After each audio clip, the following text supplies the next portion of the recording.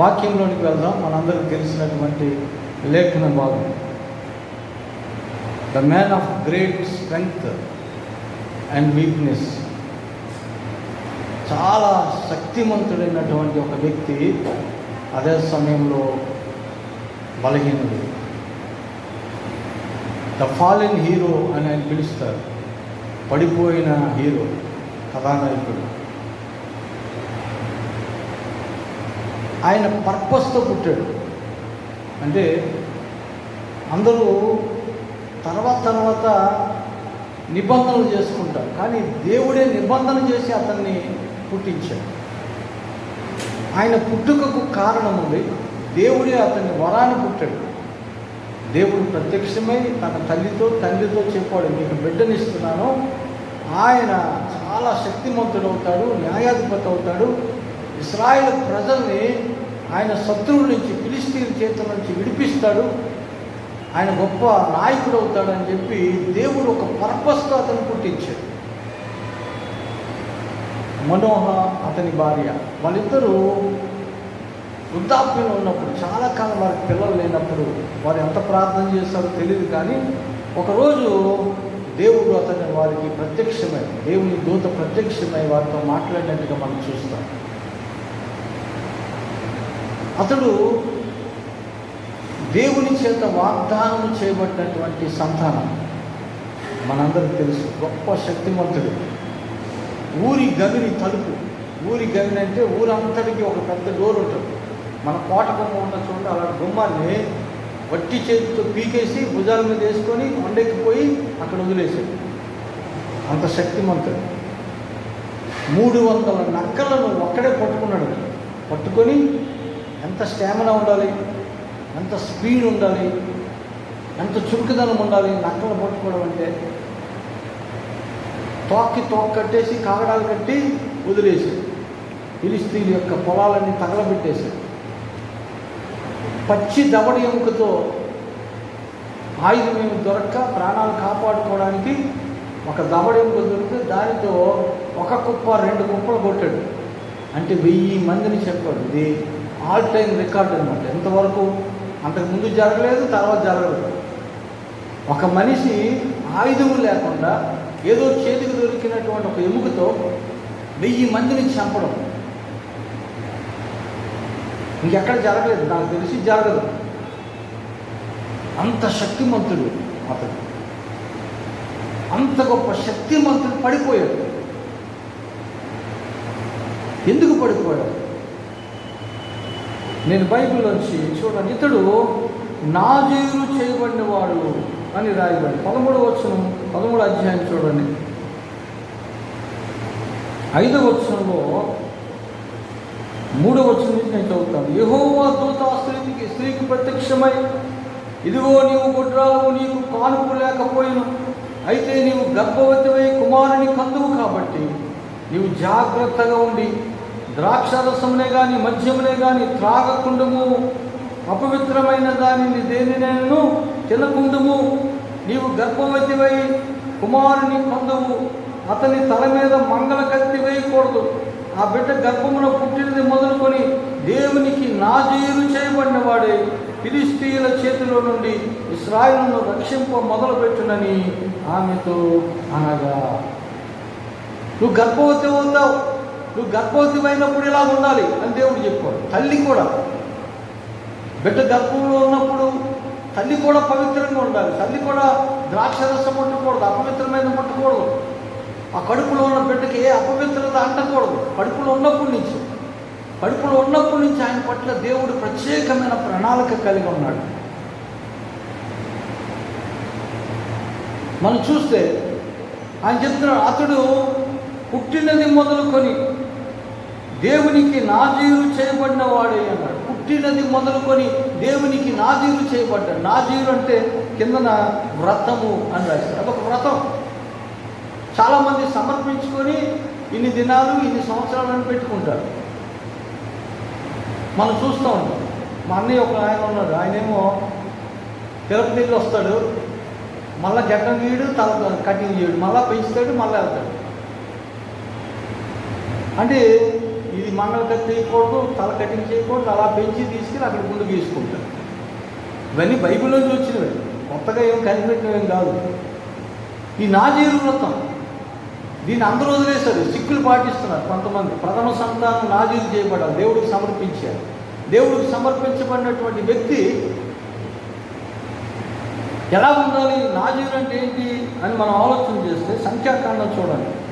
సంఖ్యాకాండం 6వ అధ్యాయం చూడండి. దేవుడు చెప్పినటువంటి కట్టడలు 6వ అధ్యాయంలో చూడండి, 2వ వచనం. పురుషుడే కానీ స్త్రీయే కానీ యెహోవాకు నాజీరొకడు ఎవరైనా మొక్కుకొని తన్ను తాను ప్రత్యేకించుకొని ఎడల వాడు ద్రాక్షారస మద్యములను మానవలను, ద్రాక్షారసపు చిరకనైన మద్యపు చిరకనైన త్రాగవలదు, ఏ ద్రాక్ష రసములైనను తాగవలదు, పచ్చివి కానీ ఎండివి కానీ ద్రాక్ష పండ్లు తినవలదు. ఏమండి అక్కడ 5వ వచనం అంటాడు, అతడు నాజీరొకడు మొక్కుకున్న దినముల్లో మంగళ కత్తి అతని తల మీద వేయవలవదు. ఏంటి, అతడు ప్రతిష్ఠితుడై తన తల వెంట్రుకలను ఎదుగనీయవలెను. 6వ వచనం అంటాడు, అతడు యెహోవాకు ప్రత్యేకముగా నుండి దినములన్నిటిలో ఏ శవమునైనా ముట్టవలదు.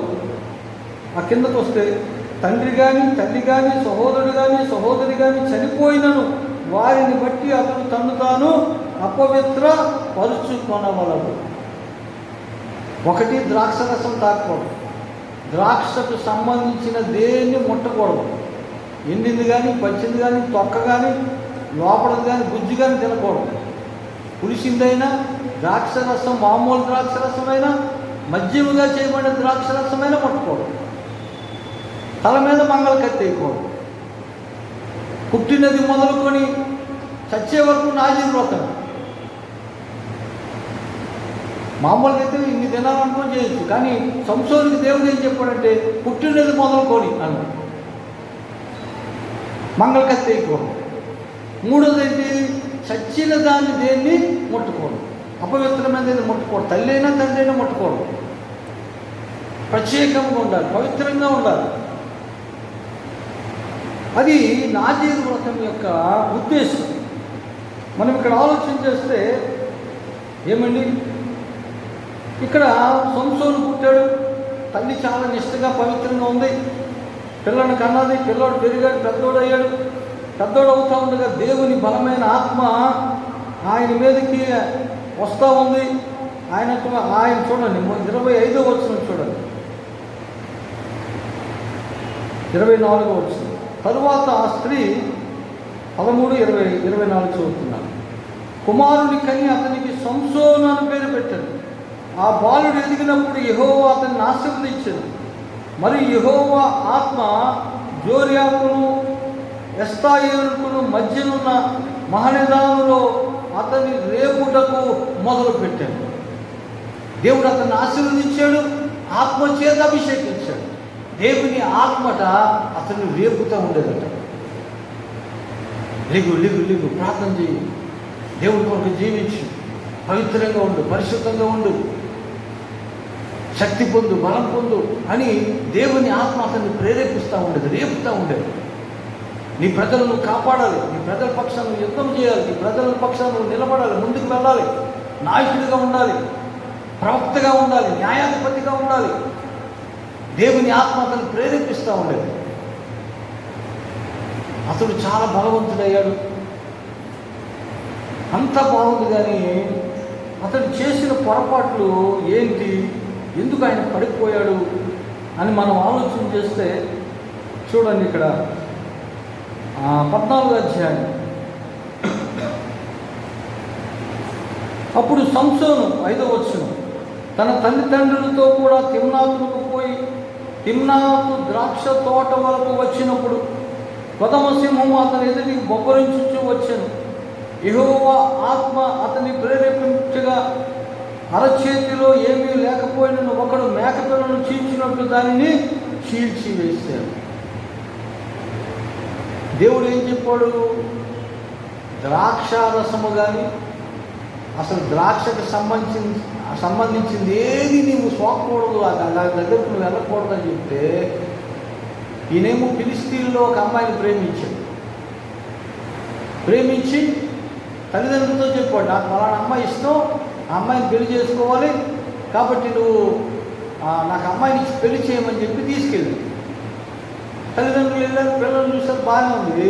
ఈయనేమో అలా శిఖారుగా అలా ఎత్తిళ్ళాడు, ద్రాక్ష తోట వైపు వెళ్ళాడు. అక్కడ సింహం వచ్చింది, దేవుడి ఆత్మ ఈ మీదకి వచ్చింది, బలంగా అభిషేకించబడ్డాడు. వెళ్ళి ఆ సింహాన్ని గొర్రెపిల్ల చీల్చినట్టుగా చీల్చేశాడు.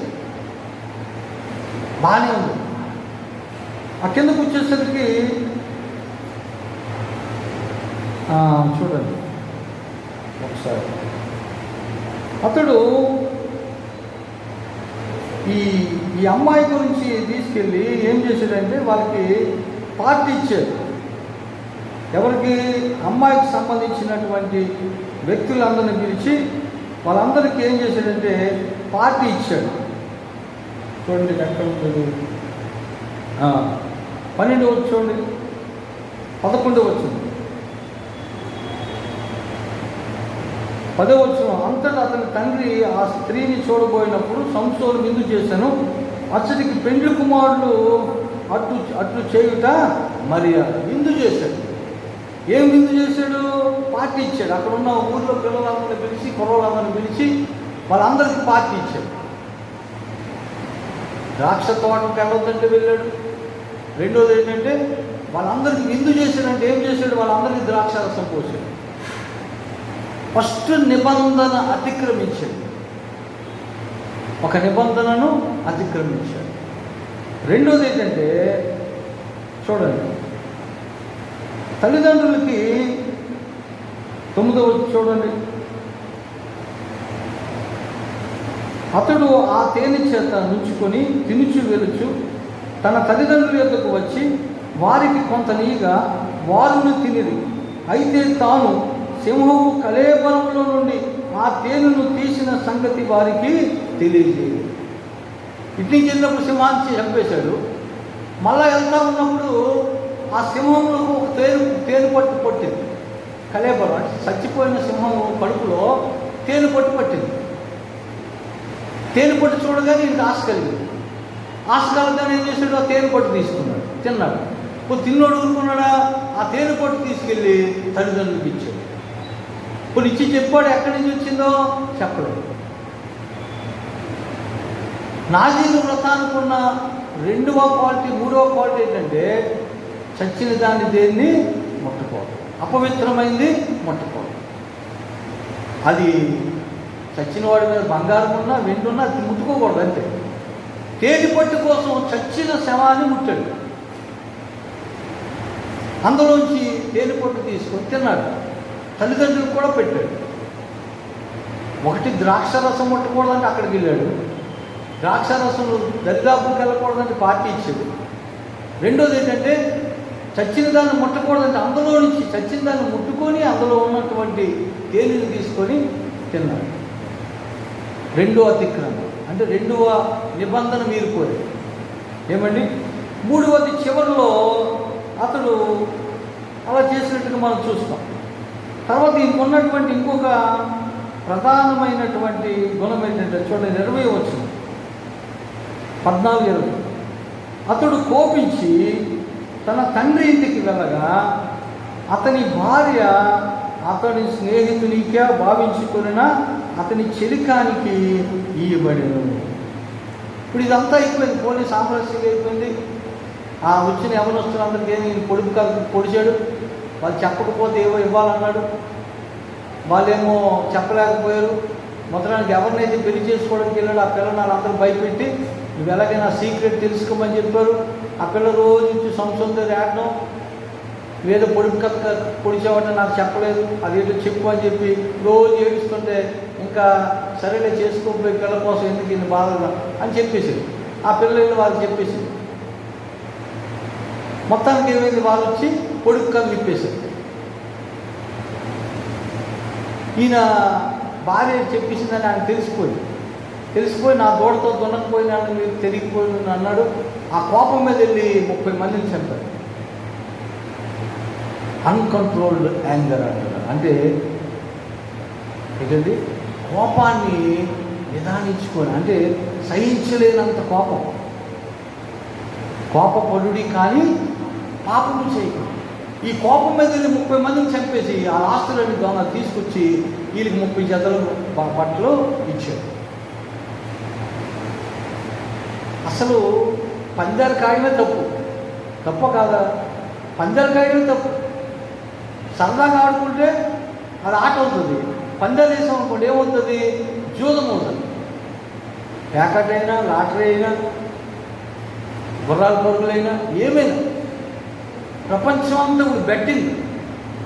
చాలామంది జీవితాలు నాశనం అయిపోయాయి. ఈ క్రికెట్ బెట్టింగ్ అనేది చాలా ఎక్కువైపోయింది. కోట్ల మీద బెట్టింగ్ జరుగుతూ ఉంది.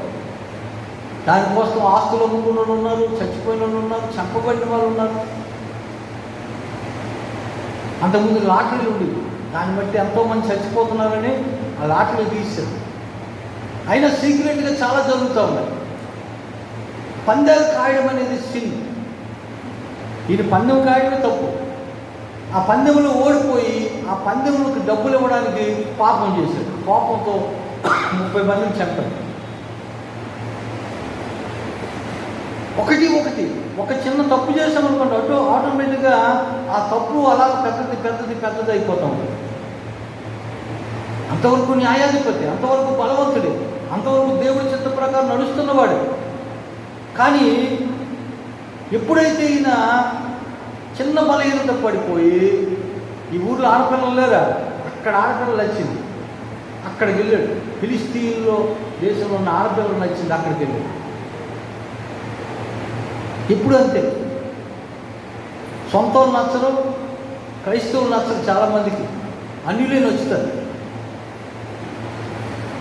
ఆ పిల్లల కోసం దేవుళ్ళు వదిలేస్తారు, తల్లిదండ్రులు వదిలేస్తారు, ఆస్తులు వదిలేస్తారు, చదువు వదిలేస్తారు, నానా బాధలు పడతారు. సంసోను బలహీనత అదే, స్త్రీ వ్యామోహం. దానికోసం ఒకటి తప్పులు చేయడం మొదలుపెట్టాడు. ఏమండి? 16వ అధ్యాయం చూడండి, 4వ వచనం. పిమ్మట అతడు సోరేకు లోయలో ఉన్న దెలీలాను స్త్రీని మోహింపగా, మళ్ళా టెంప్టేషన్. దెలీలా అని ఒక ఆవిడ, దీని మీద పెద్ద స్టోరీలు ఉన్నాయి, కథలు ఉన్నాయి, సినిమాలు కూడా తీశారు. శాంసన్ దెలీలా అని.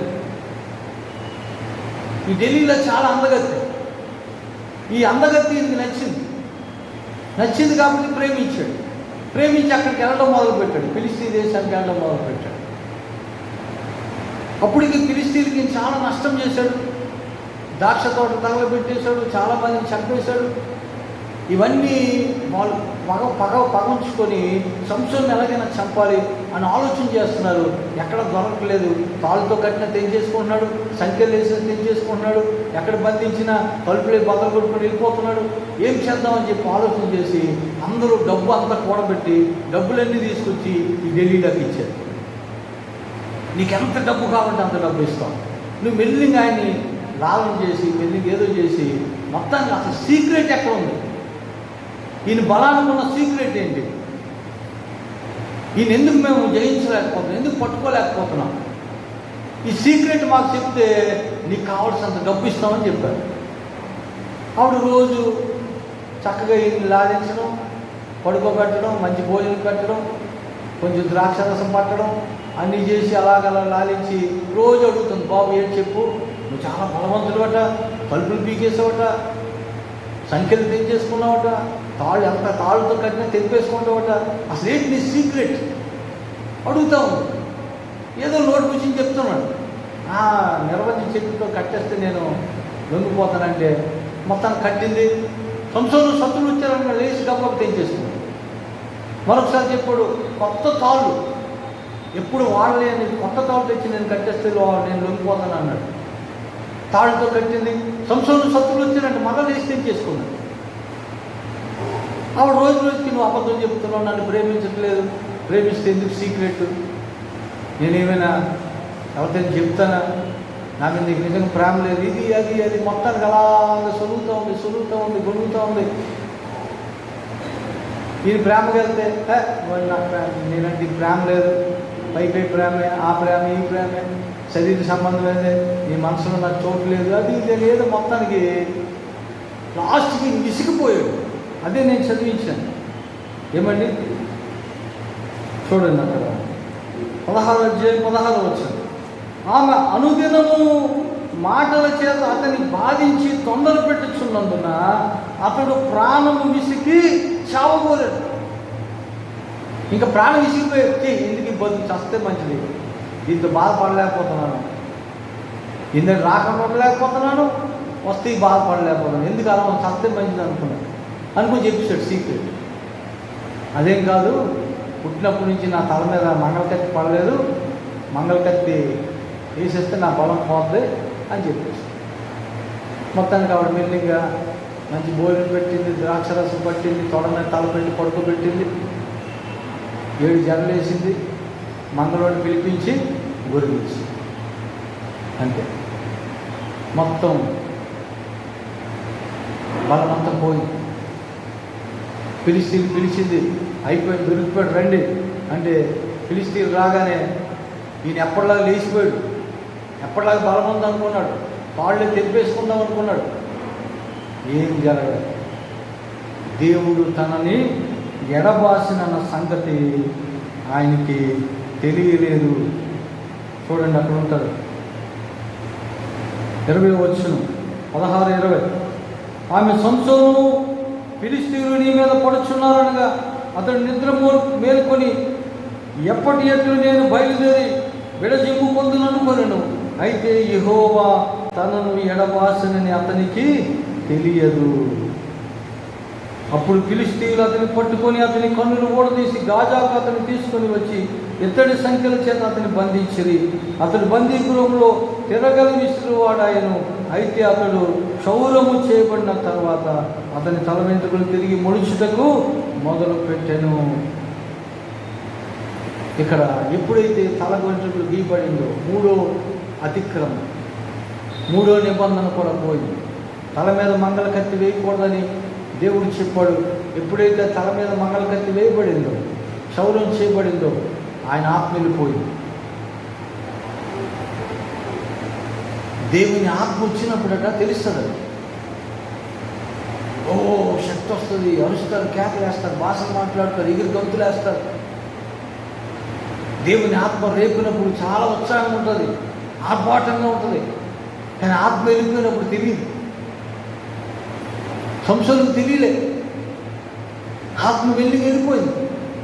ఎప్పుడైతే తల మీద మంగళ కత్తి పడిందో, ఎప్పుడైతే ఆజ్ఞను అతిక్రమించాడో, ఎప్పుడైతే నిబంధన నుంచి తొలగిపోయాడో ఆత్మ పోయింది. ఉందనుకున్నాడు, నా శక్తి ఉంది, నా బలం ఉంది, ఎప్పటిలా తెంచేద్దాం అనుకున్నాడు. లేచి గబగబ తాళ్ళని తెంచేసుకుందాం అనుకుంటే యెహోవా తనను ఎడబాసినన్న సంగతి అతనికి తెలియలేదు. దేవుని ఆత్మ వెళ్ళిపోయింది, తనలో ఉన్న శక్తి వెళ్ళిపోయింది, దొరికిపోయాడు. అతన్ని కళ్ళు పీకేశారు. అంటే దర్శనం పోయింది. ఏ దర్శనం కొరకైతే దేవుడు అతన్ని పిలిచాడు, ఏ పని కొరకైతే ప్రతిష్ఠించాడు, ఆ దర్శనం కోల్పోయాడు. తీసుకెళ్ళి ఆ గాజాకు తీసుకెళ్ళిపోయి తిరగలు తిప్పిస్తూ ఉన్నారు, గాలుగు తిప్పిస్తూ ఉన్నారు. ఆట వస్తువు అయిపోయాడు. సంసోను అంటే గజగజ వణికిపోయేవాళ్ళు, సంసోను అంటే పారిపోయే ఫిలిస్తీయులు అందరూ వచ్చి అతన్ని ఎగతాళి చేస్తూ ఉన్నారు. ఎందులో ఉంది సీక్రెట్? ఆయన బలానికి ఉన్న సీక్రెట్ తల్ల ఉందా? నా చిన్నప్పుడు ఏదో పాట పాడారు, మాయిల్ బకీర్ ప్రాణము చిలకలో ఉంది, మా తాత ప్రాణము పిలకలో ఉందని. ఇందుకు పిలకలో ఉందా చిలకలో ఉందా? పిలకలో లేదు, చిలకలో లేదు. దేవునికి అతనికి ఉన్న నిబంధనలో ఉంది. హల్లెలూయా. నాజీరు అనేది ఒక వ్రతం, దేవుడికి ఒక మనిషికి మధ్యన కలిగిన ఒప్పందం. మన బాప్తిసం తీసుకున్నప్పుడు దేవుడికి ఒక నిబంధన చేస్తాం. ప్రభువా నీ కొరకు బ్రతుకుతాను, కష్టమైన, దుఃఖమైన, శ్రమైన, హింసైన, కరువైన, ఉపద్రవమైన, మరణమైన, అది ఏదైనా నీ యందు నుండి నన్ను ఎడబాపలేదు నిబంధన చేస్తాం. యేసుప్రభుని సొంత రక్షకుడిగా అంగీకరిస్తున్నావా? ఎస్. యేసుప్రభు బతుకుతావా? బతుకుతా. ఎన్ని కష్టాలు వచ్చిన యేసుప్రభుని వదలను. సంఘ క్రమానికి లోబడి ఉంటావా? ఉంటాను. నీ రాబడిలో దశభాగం ఇస్తావా? ఇస్తాను. ఎప్పుడైతే నిబంధన నుంచి తొలగిపోతామో దేవుడికి మనకున్న బంధం తొలగిపోతుంది. నాజీరు వ్రతానికి ఉన్నటువంటి నిబంధనలు ఎప్పుడైతే తొలగిపోయాడో, ద్రాక్షారసం వైపు ఎప్పుడైతే వెళ్ళాడో,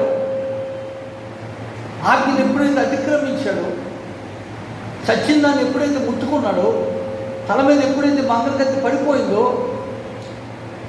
ఆ వ్రతంలోంచి తప్పిపోయాడు, తొలగిపోయాడు. ఆయనకి దేవునికి ఉన్న నిబంధన తొలగిపోయింది. ఆయన శక్తి అంతా పోయింది. చాలాసార్లు మనం కూడా నిబంధనను అతిక్రమిస్తాం. ఇది అందరికి తెలిసిందే కదా బాబా, ఏం చెప్తాను కాబట్టి చిన్నప్పటి నుంచి అందరూ చదువుతున్నారంటే నిబంధన గురించి చెప్పు అని దేవుడు నాకు చెప్పాడు. దేవుడికి నీకున్న నిబంధన ఏంటి? ఒప్పందం ఏంటి? దేవుడితో ఏ వాగ్దానం చేసావు? సంఘంలో ఏం మాట ఇచ్చావు? నెరవేరుస్తున్నావా? లోపడుతున్నావా? నిబంధనని గాలి వదిలేసావా? ఏది నిన్ను మత్తులో పెట్టేస్తుంది? ఏది నిన్ను పడుకోబెట్టేస్తూ ఉంది? ఏది నిన్ను దేవుడి నుంచి దూరం చేస్తూ ఉంది? అది ఢిల్లీలో అవ్వచ్చు, ఇంకొకటి అవ్వచ్చు. అది ఏదో ధన వ్యామోహము, అధికార వ్యామోహము, ఈగో ప్రాబ్లము. ఏమండి, నా మట్టుకు నేనే గొప్ప, నాకేంటి, నేనెందుకు లోపడాలి, నేనెందుకు ముందుకెళ్ళాలి, నేనెందుకు పలకరించాలి? ఏ వైరమో, ఏ అసూయో, ఏది నిన్ను మత్తులో పెట్టేస్తూ ఉందో, ఏది నిన్ను దేవుని దూరం చేసేస్తూ ఉందో, ఏది నిన్ను ఆజ్ఞను అతిక్రమించేటట్టు చేస్తుందో, దేవుడితో నిబంధన మీరిపోతే మన మీద ఉన్న ఆశీర్వాదాలు తొలగిపోతాయి. మన మీద ఉన్న దేవుని అభిషేకం తొలగిపోతుంది. దేవుడు ఇక్కడ చెప్తున్నాడు, సంసోను తిరగలి విసిరివాడైపోయాడు పాపం. చూడండి అక్కడ 23వ వచనం 16వ అధ్యాయం. ఫిలిష్తీయుల సర్దారులు మన దేవత మన శత్రువైన సంసోనును మన చేతికి అప్పగించి ఉన్నదని చెప్పుకొని తమ దేవతైన దాగోనుకు మహాబలి అర్పించుటకును పండుగ ఆచరించుటకును కూడుకొని జనులు సంసోను చూసినప్పుడు మన దేశంలో పాడు చేసిన వాడు, మనలో అనేకులు చంపిన వాడైనా మన శత్రువుని మన దేవత మన చేతికి అప్పగించి ఉన్నదని చెప్పుకొనుచు తమ దేవతను స్తుతించిరి. ఎంత ఘోరం జరిగిందండి! ఈయన ఎప్పుడైతే దొరికిపోయాడో, ఈయన దొరికాడని వాళ్ళ పండుగ చేసుకున్నాడు. ఒక దేవుని భక్తుడు పడిపోతే అన్యులకి పండగ. ఏమండి, మనం బలహీనమైపోయినప్పుడు, మనం ఓడిపోయినప్పుడు సైతానికి జయం కలుగుతాడు. మనం బలంగా ఉంటే, మనం గెలిస్తే దేవుడికి మహిమ కలుగుతాడు. సంసోనును బట్టి దేవునికి అవమానం వచ్చింది, వాళ్ళకేమొచ్చింది? జయం వచ్చింది. వాళ్ళు పండుగ చేసుకుంటున్నారు, మన దేవత అంటున్నారు. ఇందులో దేవుడు తప్పు ఉందా, మనిషి తప్పు ఉందా? దేవుడు బలహీనుడా? ఈయన ఆజ్ఞను అతిక్రమించబట్టే కదా ఆత్మ పోయింది.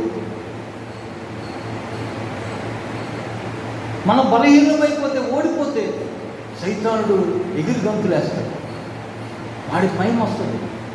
వాళ్ళందరూ చెప్పుకోండి, మా దేవత మమ్మల్ని రక్షించి, మా దేవత మాకు అప్పచెప్పేసి సంసోను అంటున్నారు. ఆ దేవత అప్పగించలేదు, దేవుడు వదిలేశాడండి. దేవుడు వదిలేశాడు కాబట్టి వాళ్ళు పట్టుకోగలిగారు. దేవుడు పట్టుకుంటే వాళ్ళు ఎప్పటికీ సంసోను పట్టుకోలేరు. మన దేవుడికి దూరం అయిపోతేనే సైతాను మన మీద ఎక్కి మన మీద విజయం పొందుతాడు. మనం దేవుడిలో ఉన్నంతసేపు సైతాన్ని మనం ముట్టలేడు, మన దరిదాపులకు రాలేడు. దేవుడికి లోబడి అపవాదిని ఎదిరించేటప్పుడు వాడి మీ యొద్ద నుండి పారిపోతాడంతే. వాళ్ళు అనుకుంటున్నారు. సంసోను ఇదంతా చూస్తున్నాడు, చాలా బాధపడ్డాడు, దుఃఖపడ్డాడు, పశ్చాత్తాపడ్డాడు. అయ్యో, నా వల్లే కదా దేవుడికి ఇంత అవమానం వచ్చింది, నా వల్లే కదా వీళ్ళు పండుగ చేసుకుంటున్నారు, నా వల్లే కదా వాళ్ళ దేవతను పొగుడుతూ ఉన్నారు.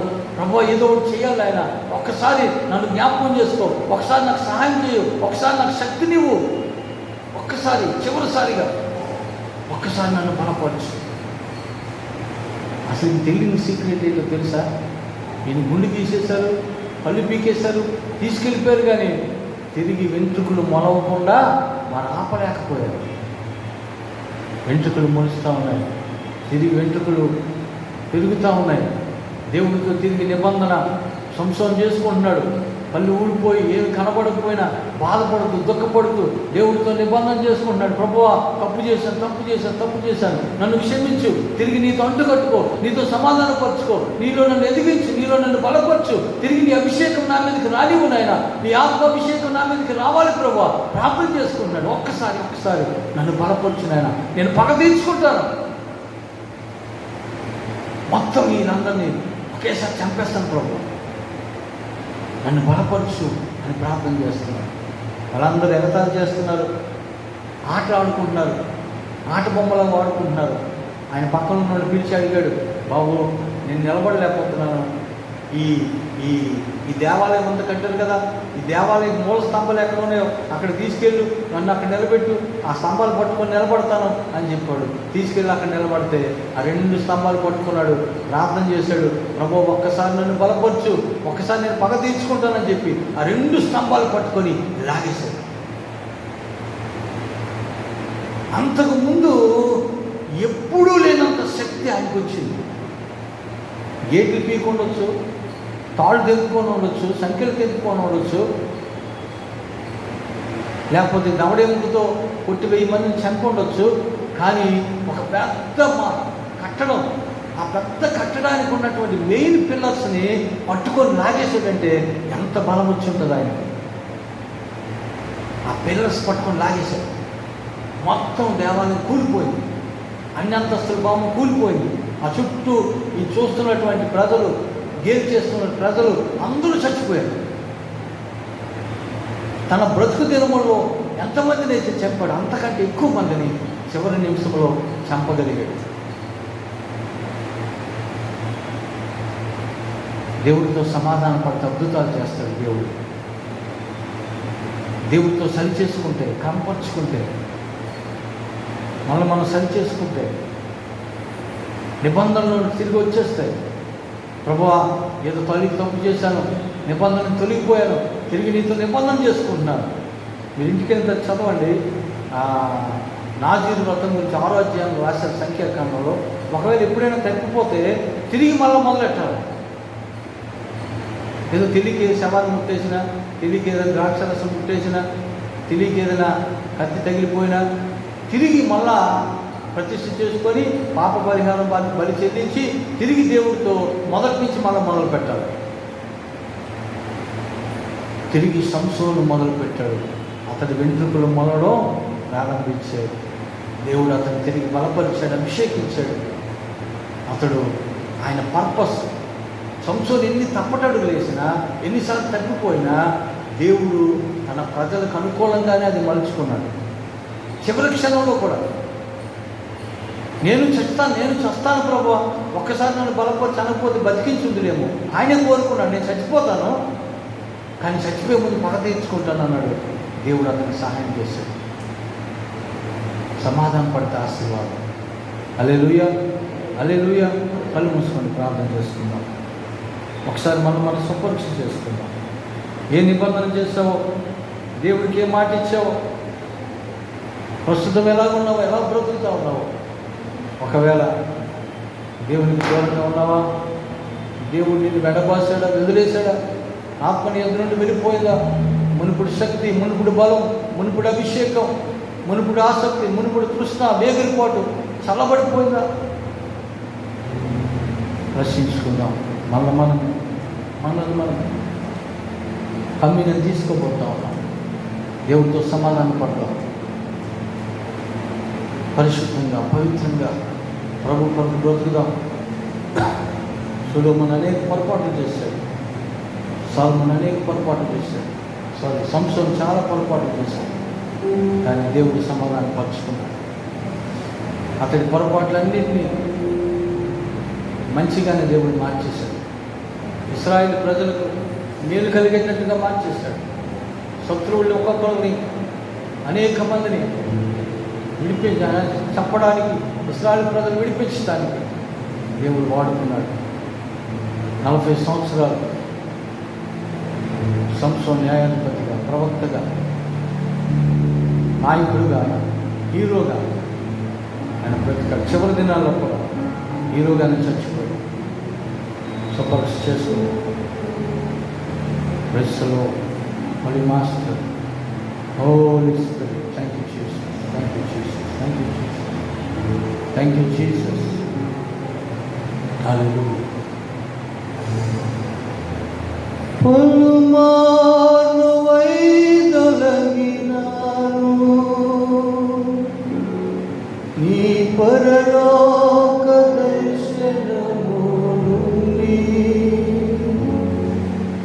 విలువైన నీ దివ్య పిలుపుకు నే తగినట్లు జీవించనైతి. పలుమార్లు వైదొలగినాను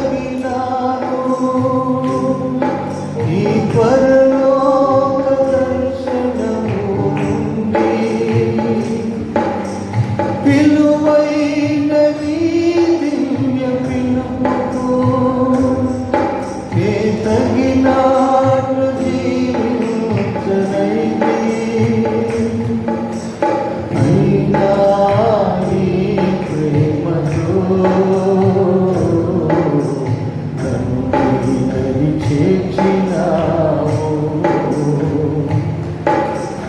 అందుకే దేవా జీవితం ఇదిగో దేవా నా జీవితం,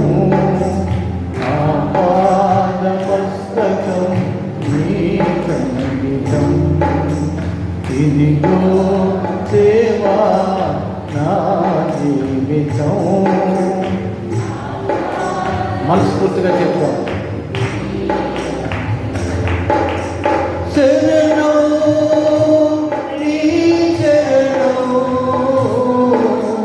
శరణం నీ శరణం, ఆ శరణం నీ శరణం, శరణం నీ శరణం. ఇదిగో దేవా నా జీవితం, ఆపాదమస్తకం నీ సంగీతం. ఇదిగో దేవా నా జీవితం, ఆపాదమస్తకం నీ సంగీతం.